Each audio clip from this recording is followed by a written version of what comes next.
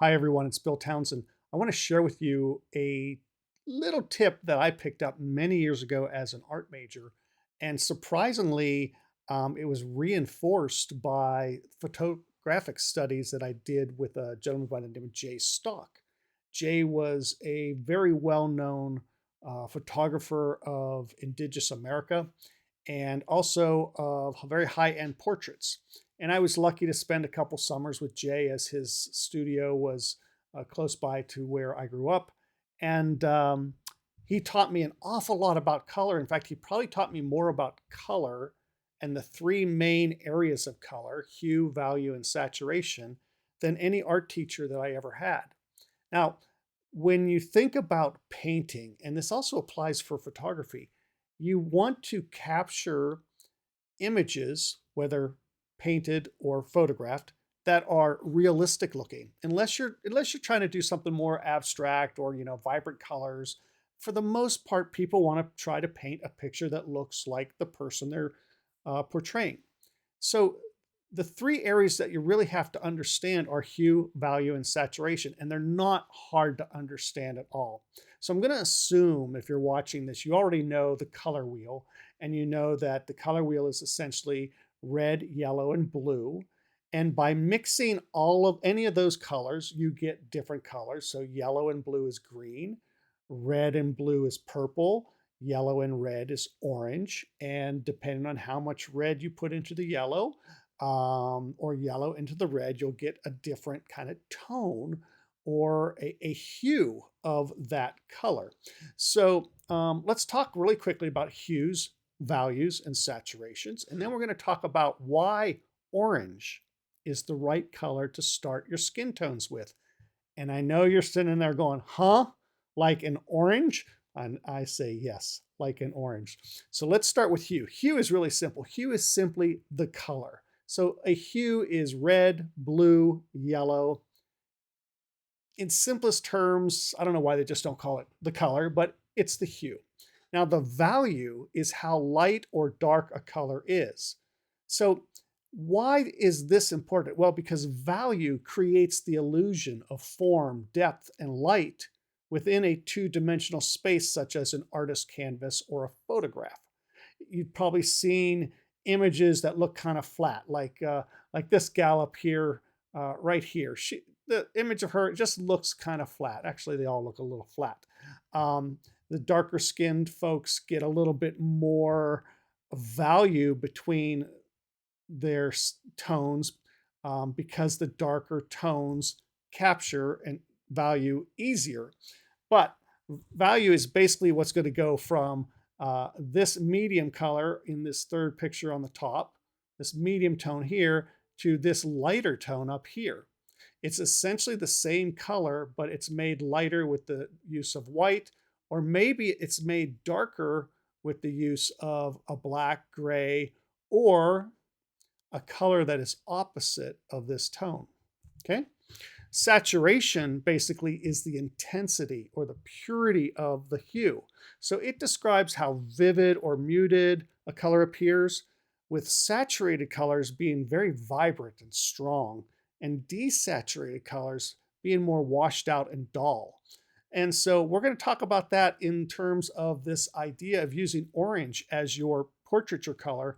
And I'm going to share with you now why orange is the right color. So I've got my Adobe Photoshop open, and we're going to go to the eyedropper.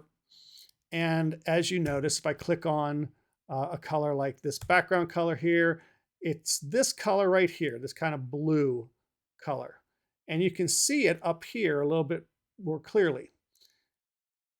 But let's go click on these skin tones and let's see what colors we come up with. So I'm going to look for the mid skin tone in all of these faces. So starting with the upper left. Oh, that's kind of orange.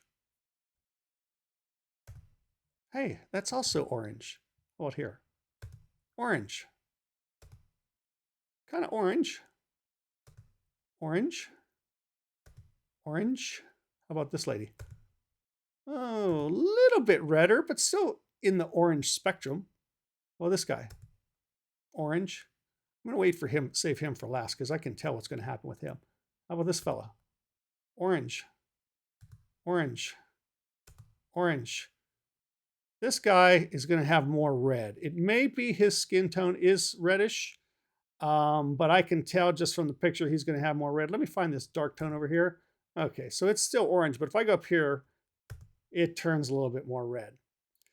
So what's different about these? We already know that almost all of them use the color orange. Well, it comes down to value and saturation. But we want to talk mostly about how the combination of those two things can be used to affect the skin tone color. So let's look at this lady. What we've got here. This is an orangey color, but it is desaturated, meaning it's made to look duller as it goes further to the left. Very dull. Gets a little bit more saturated. But if we go way to the right, you see how intense that saturation is, which we wouldn't typically use for a portrait. But if we go back to her color, she's right in here. Even her light tones are still in this area. Her dark tones are a little bit further down.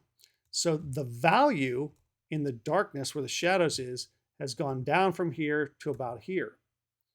The lightness of her forehead has gone from about here, right, to about here, which means it's actually been desaturated, but a little bit of the hue has been lightened. Do you follow me with that? Let's take a look at this lady, because this is very interesting. So we're still kind of in that orange, but instead of being it right in the center of the value of the orange, it's down here. So it has a little darker value and a little desaturation. If we go to her highlights, it's not that it went darker, it just desaturated. If we go to her shadows, it's both desaturated and the value has become darker. Even if we pick up the highlights on her skin, that's a reflection probably of lights at the top.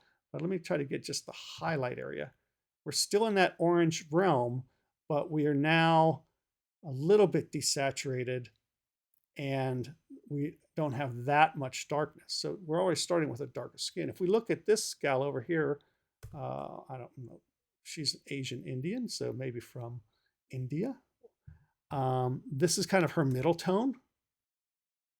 And if we go to the dark tones, watch what happens. It actually comes this way. If we go to her cheeks, it actually comes this way. If we go to the highlight, which is typically the tip of the nose, it actually goes this way. So it's a little bit kind of all in this area. So as you see, it's not that it's moving around all that much. And you might go, well, the orange is changing. That's true, but the orange can also change based on what you're adding to the orange. So if I start with a true kind of orange coloring, like here, I'll just put it right in the middle. This is a little dark for most skin tones. Would work for him, would work for her, for him, for him, from him. I could make this work for her starting in the shadows. Probably would not use this color to start for more of the Caucasian Asian skins. But let's just say we go up here and we pick this color. If I want to start here as kind of the base, all I have to do to get my highlights is add more white. All I have to do to get more shadows is add gray or black or the opposite color. If I want to desaturate it in order to give it more of a kind of a natural look, I would just desaturate the color. And if I wanted to make it a little more vibrant, say right above the lips, you see how it changed that color? It actually went more to red. So that's not a really good way to show it. But if I wanted to get that kind of right above the lips, I could just simply saturate it a little bit more to get more of that highlighted skin tone. Anyways, I hope this wasn't too confusing. I tried to make it as simple as possible so you could see that really anytime you want to start with a portrait, think of this color right here, orange. It's a really great way to paint skin tones, regardless of the ethnicity of a person. And while it sounds crazy to think of using orange, it actually makes a lot of sense, as I hope I just showed you.